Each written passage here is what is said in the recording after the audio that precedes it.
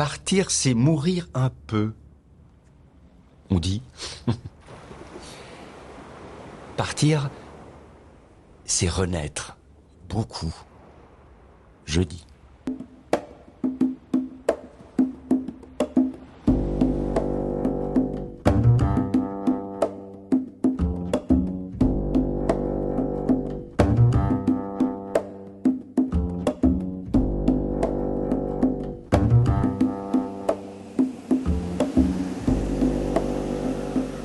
Quand tu aimes, il faut partir.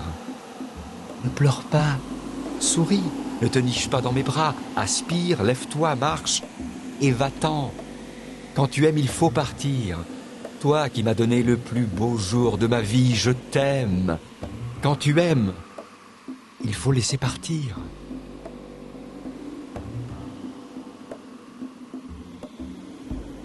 Alors qui suis-je? Je me permettrai de citer un montagnard afghan rencontré il y a 25 ans sur les routes de Bamiyan, qui à ma question « D'où viens-tu ?» m'a dit « Je suis d'où je vais ». Je suis d'où je vais, c'est une réponse assez énigmatique qui pourrait être comprise de façon littérale, mais aussi de façon, je dirais, métaphorique. Nous sommes ce que nous faisons. Je viens de Dieu, selon sa conception de la religion, et je retourne à Dieu. C'est le chemin qui nous définit plus que, disons, une identité sociale. Donc je m'inspire un peu de cette discussion et j'aurais envie de vous dire, de te dire, je suis d'où je vais. Destiny Destination, c'est un petit ouvrage qui mélange différentes formes d'expression, à la fois verbales et visuelles, mais qui parle de nos destins croisés et qui parle de ce destin qui est en fait cette vie qui est en marche. L'itinérance devient le principe de la vie. Téhéran, le 11 août 1998. 3 messages électroniques. Le monde s'écroule. Tu m'as donné la vie, tu m'as donné l'amour. Je n'ai pas su être là. Alors j'aurais presque envie de dire, c'est d'abord le travail d'un voyageur et d'un citoyen. Et je travaille depuis maintenant presque 30 ans, 28 ans, parmi les réfugiés, en particulier les réfugiés afghans, ce qui m'a conduit dans une vingtaine de pays, même un peu plus. Donc j'ai suivi les Afghans dans le monde entier, de l'Afghanistan à l'Iran, au Pakistan, à la Turquie, à tous les pays d'Europe, d'Amérique du Nord, mais aussi l'Australie, la Nouvelle-Zélande. Donc je suis les pérégrinations des Afghans et je me conçois comme un itinérant, comme eux le sont. C'est certainement le travail d'un anthropologue qui écrit de la poésie. J'hésiterais à me définir comme poète. Je n'ai aucune prétention, si ce n'est celle dont parlait Rainer Maria Rilke voici plus de 100 ans. Le poète n'est pas celui qui a du talent, c'est celui qui ne peut pas vivre sans écrire de la poésie. Et c'est vrai que cette écriture m'a transmué littéralement. Et si je suis devenu anthropologue, c'est certainement en écho à des réflexions et des manières d'être très profondes de mon être. Et l'écriture de la poésie procède de la même recherche. Donc c'est pas le travail d'un écrivain poète ou d'un anthropologue qui se prend pour poète, c'est d'abord le travail d'un être humain qui est dans une quête que l'anthropologie a permis de nourrir et que la poésie permet également de nourrir. Tu te grattes. Tu te grattes. Chocolat. La reconnaissance envers Dieu. Tu te racontes, tu me racontes. À 17 ans, tu as traversé le monde, mais tu n'es pas arrivé à bon port. Ta main virevolte, comme un papillon, ton âme voyage, comme un songe d'été, ton corps est un fardeau. Mais que tu es humain. Que tu es beau, mon jeune frère. Tu te grattes, tu te grattes. Envers les hommes, pourras-tu être reconnaissant? Donc c'est d'abord je dirais la réponse d'une rencontre entre Carlo et moi, avec des modes très complémentaires d'expression.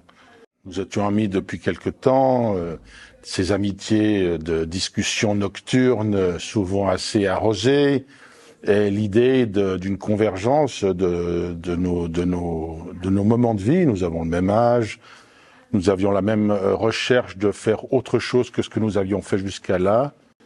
Et nous avions d'abord fait une exposition qui avait comme tissu narratif la paume de la main pour exprimer les trajectoires de migrants. Et donc la paume de la main s'est imposée comme la trame narrative, puisque nous avons des lignes, tous nous avons dans nos mains des lignes qui expriment notre commune et partagée humanité, et dans le même sens, notre totale individualité et personnalité, puisqu'elles sont différentes entre chacun de nous. Je suis d'où je vais, me dit un jour un vieil homme. Mes enfants, tes petits-enfants, décideront-ils de continuer ce périple? C'est à eux seuls qu'il appartient d'inventer leur origine.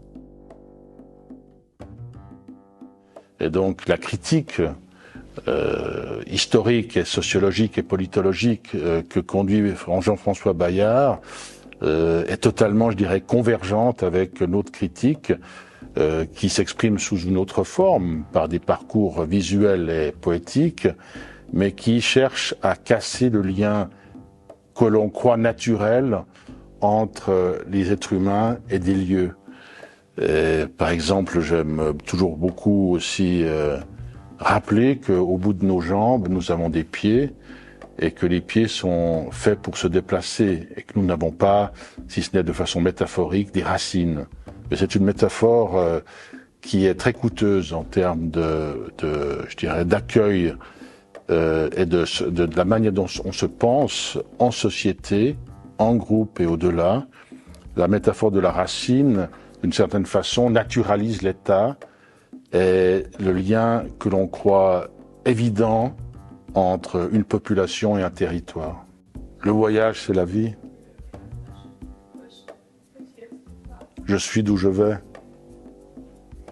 Souvenons-nous que lorsqu'on cesse de bouger, en général, c'est que quelque chose s'est passé.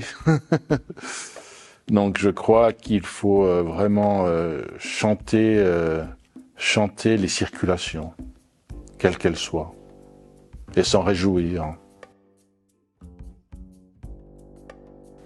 Alors ce livre, dans son format, a été très réfléchi. Et notre idée, c'était vraiment de produire un livre sur le voyage, pour le voyage. Son petit format, qui reproduit un agenda Moleskine qu'on l'on peut avoir en poche, sombre, sans le nom des auteurs sur la couverture, flexible, qui nous accompagne. Donc le format du livre lui-même est déjà un message. Et si vous regardez, il est vraiment aussi zébré sur son côté. C'est aussi l'idée de reproduire et de rappeler les lignes de la main.